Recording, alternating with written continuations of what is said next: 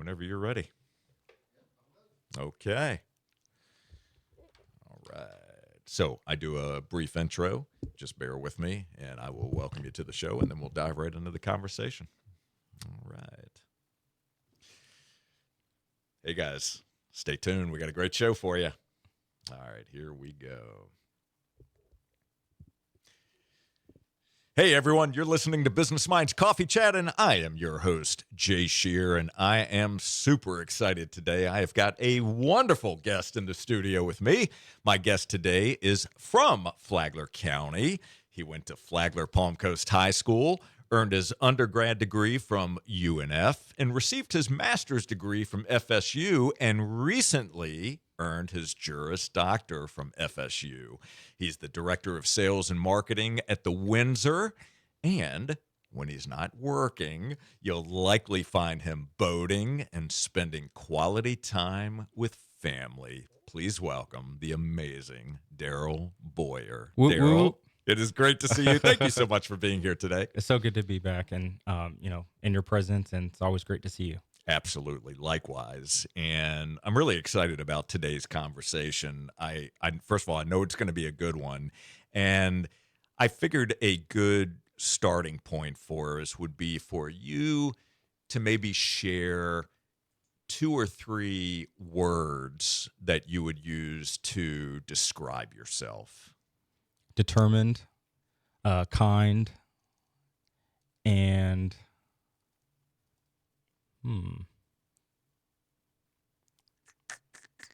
funny. Oh, I Yes. like that. Okay. I think I great. have a good sense of humor. You definitely do. So determined, kind, and funny. All right, I love that. Those are 3 great descriptive words. So I'd like you to pick one of those 3 and give all of us an example of maybe a recent example of where one of those 3 words really comes to life for Yeah. you. So I'd say, the most out there one, I just recently ran for state representative to represent our local community. Mm-hmm. And I'd say from the beginning, with any big decision that people make in life, you're always going to have naysayers. And throughout that, no matter the outcome, I always told myself, no matter what, I'm going to win. And other people were like, no, you're either going to win or you're going to lose. And I said, no, it's a win-win, because I made a decision that 99% of the county, actually more than that, decided not to do. In that race, there were only 2 people running. And so myself and my opponent were the only ones that made that bold, courageous decision to put ourselves out there. And I commended, my opponent for doing that, because that takes a lot for one individual to do. And so I looked at it as a win-win. And I also thought that, no matter what, I'm putting my generation on a ballot. I'm also putting a local hometown person from our community on the ballot, giving our local community an option to choose. And I think throughout that whole process, I had to stay determined. I had to keep a level head on my shoulders, despite the negativity, despite what anybody was saying or doing behind my back, and people that I thought, were friends and ended up, not being friends. You have to remain determined, and you have to keep, God close with you throughout that whole entire process, because if you don't, you can quickly go off the beaten path and you can lose. Then it won't be a win-win. Then it will be a win or lose situation. And I think at the end of it, I came out better than I was before I made that decision to run. I'm a much better person. I'm stronger. I'm smarter and wiser. And I made a lot more friends, such as yourself, after that process. And I'm truly blessed. So a couple of things that I'd love to explore with you there. First of all, the mindset. You have such a positive outlook on life in general. And the way that you worded this situation is an example that you were going to win. It was going to be a win no matter what the outcome was. Correct. So take us back a bit. Is that positive outlook and that positive mindset, is that something that you've always had? Is that something that you've had to curate within yourself? So speak to that for just a moment. I would say both. I had a very unfortunate upbringing that most people don't get to experience, fortunately. But I went through foster care, and I had some tough early childhood upbringings. However, a family that's been nothing but loving and supportive adopted me. And my mother always told me, no matter what you go through in life, no matter what you've been through, every single person has gone through something challenging. Unfortunately, nobody cares. And at the end of the day, it's important to be somebody who makes everybody feel like somebody. And so I've lived by that my whole entire life. No matter where I go, no matter what room I'm in, I always try to make everybody in that room feel like they are somebody, because you never know what they're going through. But what I do know is that we've all been through something. And the only thing that we can control is how we make other people feel and how we can uplift them and help them get across the finish line to be better versions of themselves. So no matter where I go throughout life, that's just what I always try to do. And that's what has always helped me. And what I hope to curate on other people is to just be somebody that makes everybody feel like somebody. What a beautiful outlook and a wonderful way to show up to the world. And I've seen it in action the way that you demonstrate that when I've seen you out and about. So it's not just words for you, it's really words coupled with action. Correct. Because that's truly where you bring it to life. So let's go back in time here a bit. So at what age were you adopted I by was your 3. family? Yep, Three I was years 3. old. Okay.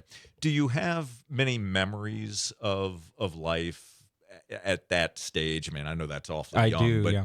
I do. Yeah. share with us a little bit about that experience for you. I know it was a difficult Yeah. time for you, but uh, give us kind of a snapshot of what life was like for you then. Yep. So I would say for many foster children, life oftentimes is lonely, also unstable. Hmm. You're going from one foster home to another. There's always new families. There's always new people in your life. And then you oftentimes travel to those different homes with a trash bag. And so you're always having other people's things. You're always having things donated to you. So you never have stuff of your own. So I think that those early years of my life, they can either make or break someone. And at some point in your life, you hit a fork in the road. You can either take a left, you can take a right, and you have to decide who you want to be.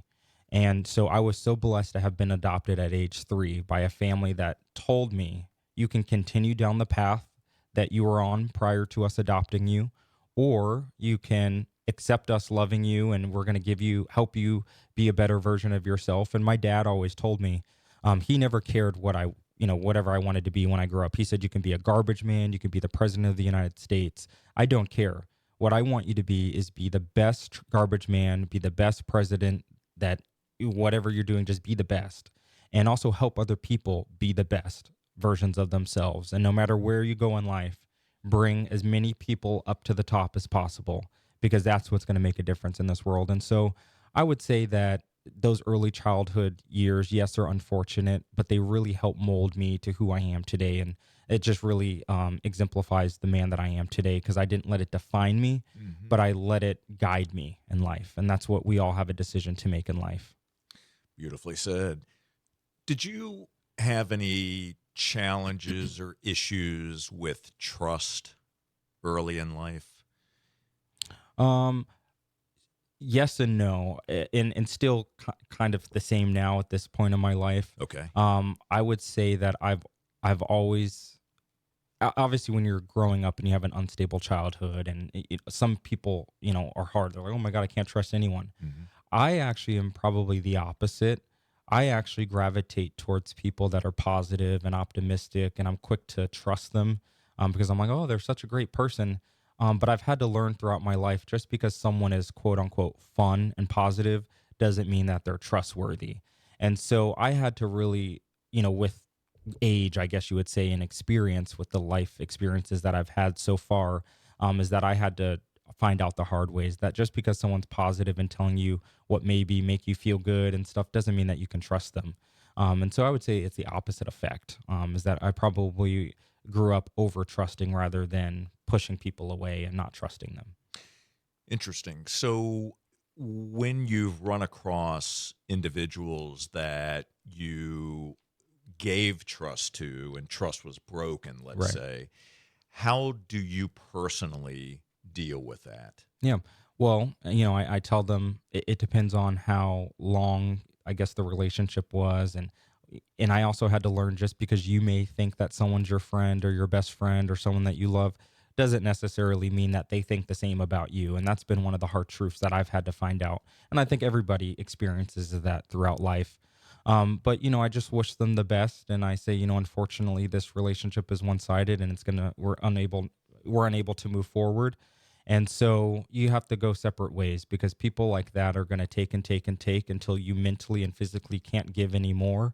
And you end up getting depressed or exhausted. And unfortunately, people like that are takers, and you have to be with people that fulfill you, where you can also fulfill them, you fulfill each other, and you climb up that ladder together throughout life's journey. So, speaking of fulfillment, when you look over your life's journey up to this point, what has been the most fulfilling aspect of your life? And what fills your cup today? Yeah, I would say the biggest blessing of my life so far is being an uncle to my 8 nieces and nephews. They all call me Funkle D, which stands for the fun uncle. And so I know that I have a responsibility to impact their lives in a positive way. And so they know that they can trust me. They know that they can call on me at any time to show up for them because that's what we are responsible to do in young children's lives is to be a role model for them. And you never know, like what they're going through in their lives. And so it's reassuring for them to know that they can call on their uncle at any time when they may not feel comfortable talking to their parents or to their teacher or to anybody else in their life. And so I know that I have a responsibility to be a role model and have a positive impact on their life and show them that, listen, one day I know that they'll be old enough to look back at my life and watch my campaign videos and know what I had to go through. I haven't shared that with them yet because, they're still young. But one day they'll know and they're going to look back and they're going to say, oh my God, I had no idea that my uncle went through foster care. He had to go through all of that adversity. And he too is, successful or, he can still wake up every day and just try his very best. And I hope that that will give them motivation to just do your best every single day and wake up. And no matter what you're going through or what life's challenges may throw your way, you too can do and be whatever you want to be in life. Absolutely. Going back to foster care for just a moment, did you know your birth mother or birth father? At that young age, yes. Now I don't keep in contact with any of them. I don't even know where they are or anything like that. But Did you have any siblings that were also adopted that you're aware of? I did. So Okay. one of the cool things when my parents adopted me, they found out that I had a little brother, and they didn't want to separate us. So my parents adopted us together so that we wouldn't be separated. Wow. Yeah. And so that's also been another cool blessing of mine. And he's a younger brother as well. Amazing. So you had mentioned to me that you have four sisters and one brother. One brother, yeah. So where do you fall in the age rank, if you will? The second to youngest. Second to youngest. Okay. All right. And are all the siblings close? We are all very close. Yeah, we're all best. I mean, obviously we bicker and here and there have like any siblings would, but we all grew up very close. We're still all best friends. We talk almost every single day. Actually, I think we do all talk every day.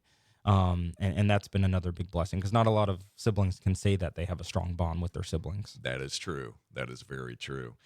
So if you were to write your autobiography, what would be an appropriate title for that book?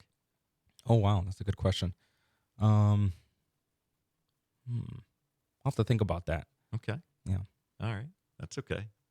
Well, we are going to take a break here in just a moment. And when we come back from that break, I would love it if you would share with us what you think a good title for that book would be. Awesome. Sound good? Sounds good. All right, my friends, we are going to take a brief break here to thank our amazing sponsors. You are listening to Business Minds Coffee Chat. Don't you go anywhere. We will be right back.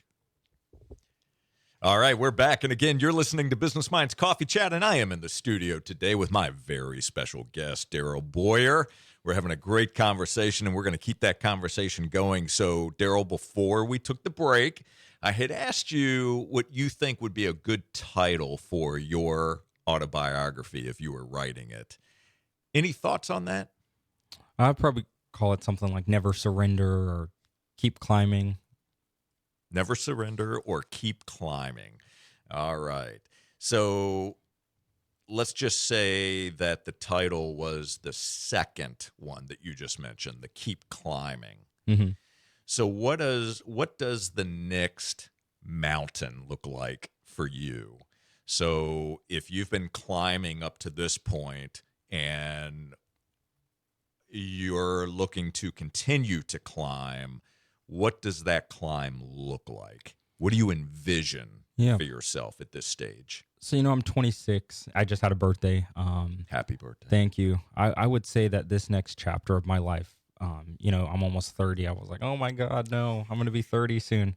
Um, I'd probably say, find a girlfriend and then get engaged and married and then start having. I'd probably want to get married at like 30 and then have kids after that, but we'll see. You never know. Yeah. You can't plan life out like that. And then I'd say just continue serving the community and making a name for myself in my industry and just working on myself so that a way I can continue to give back. I think a lot of people don't realize how. I think a lot of people think that I just woke up one day and was like, I'm going to run for office. I've actually been serving our community years prior to that. It's just always been behind the scenes. I never was out really public facing or anything like that. That was just the first time that the public really saw me face forward, running a campaign. So But let's pull the curtain back a little yeah, bit. What was the very first thing that you did in serving the community that most people wouldn't even know about?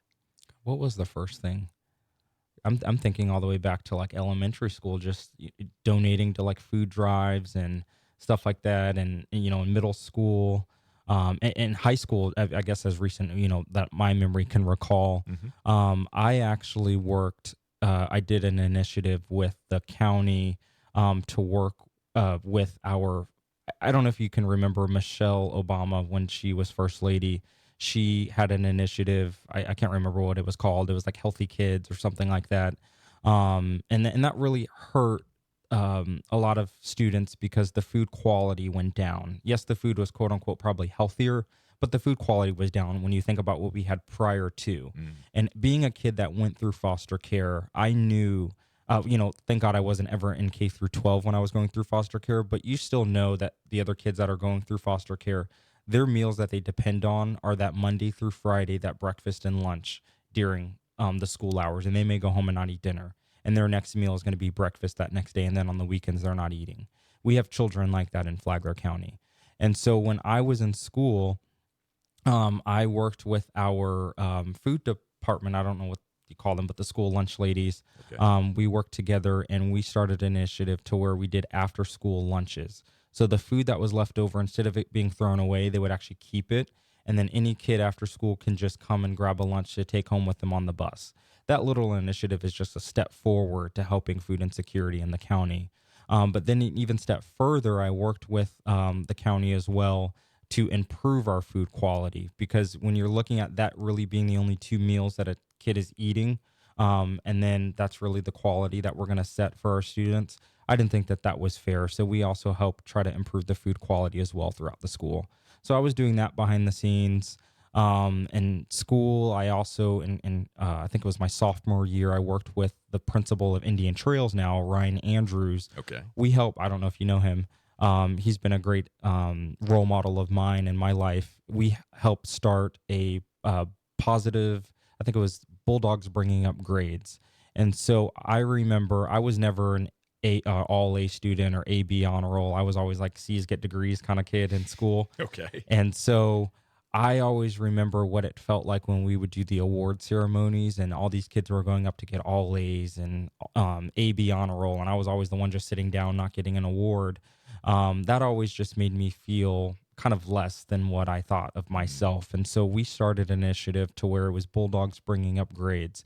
So any student that showed grade improvement, whether it was from an F to a D or to a D to a C or on, you get the example, they got an award called Bulldogs Bringing Up Grades. And so we just recognized them to just give them that positive reinforcement, that push that they needed to get to the AB honor roll or to the all A's.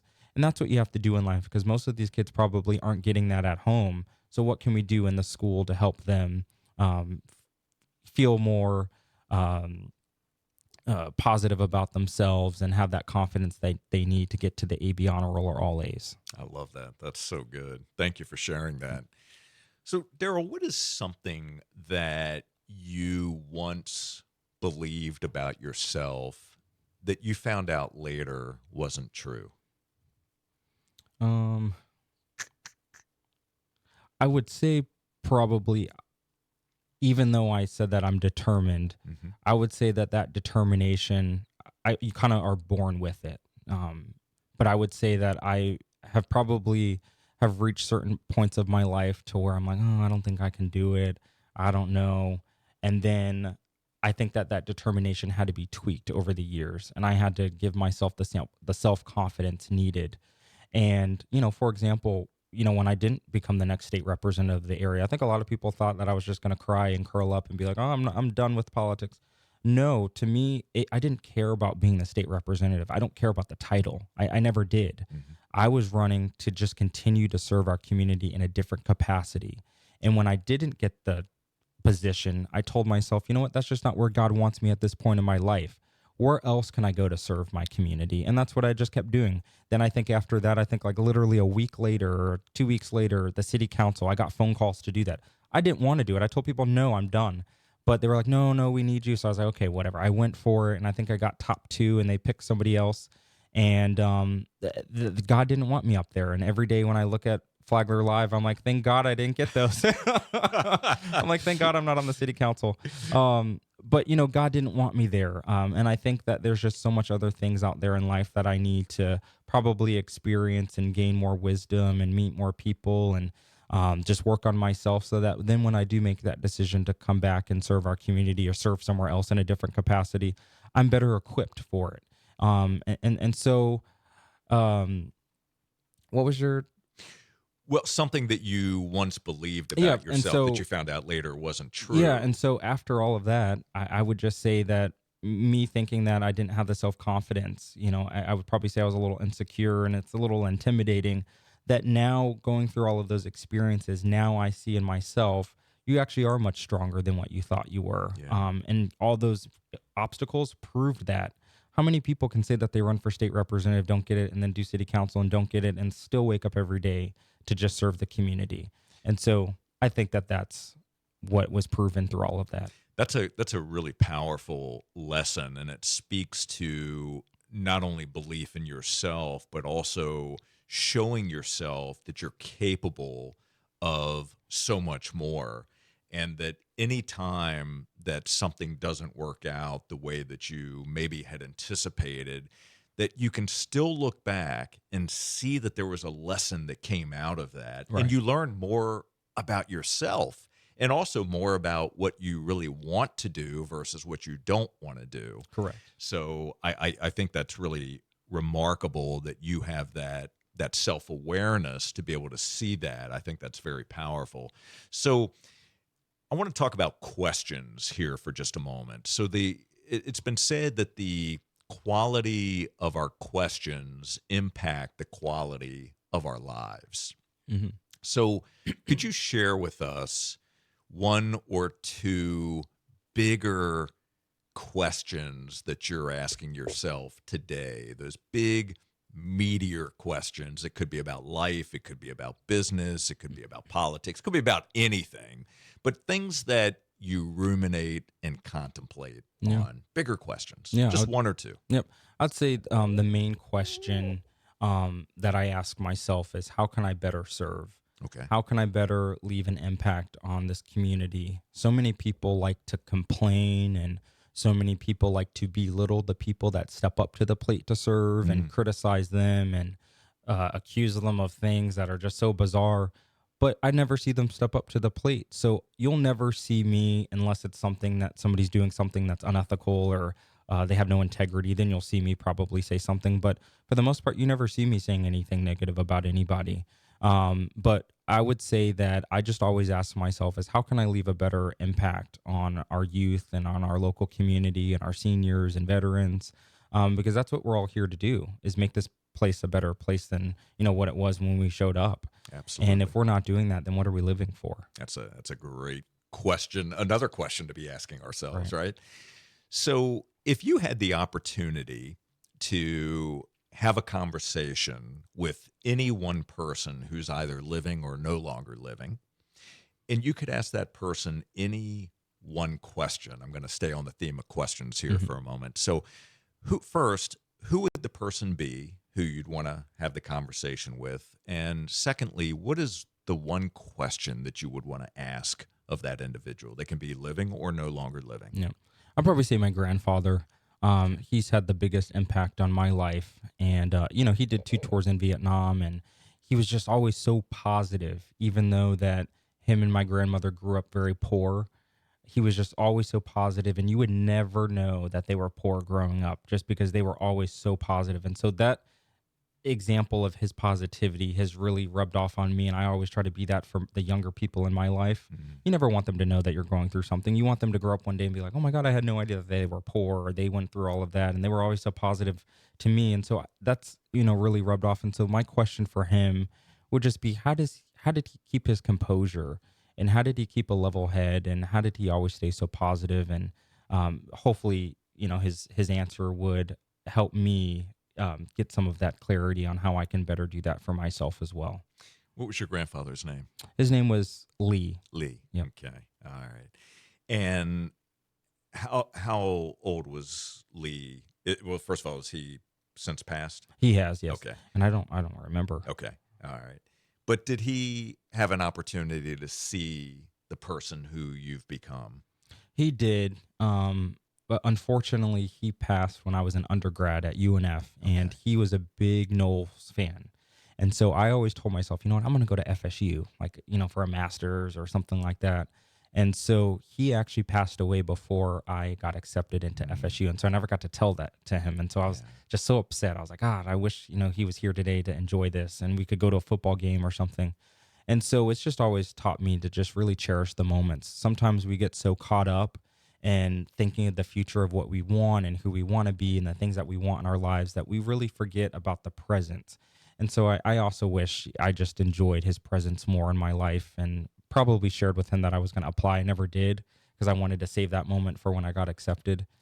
So I wish he was here to experience that. Well, no question, he is incredibly proud of who you are, how you show up, and how you live your life. You truly do have a remarkable outlook and such a bright future Oh, in thank you. front of you. And I want to thank you so very much for Oh, thank joining you. us today on Business Minds Coffee Chat. I really appreciate you sharing a bit of your story and just being the true wonderful person who you are. And I'm grateful for you. Thank you for your time. It's always a pleasure. Absolutely. It is my pleasure. And for all of you, thank you so very much for tuning in. And we will be back next Saturday morning at 8:30. And until then, my friends, keep learning, keep growing, and keep doing the work to reach your potential. Take care, all.